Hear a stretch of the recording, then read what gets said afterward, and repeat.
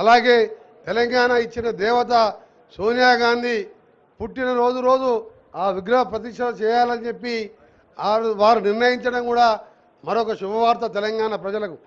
సోనియా గాంధీ గారు లేకుంటే తెలంగాణ ఇప్పుడు కాదు ఇంకా 50 ఏళ్ళకైనా రాదని అందరికీ తెలుసు. పక్కన అమరవీరుల స్తూపం తెలంగాణ కోసం అమరులైతే సచివాలయానికి అమరవీరుల స్తూపానికి మధ్యలో దేశం కోసం అమరుడైన రాజీవ్ గాంధీ గారి విగ్రహం ఉండాలి.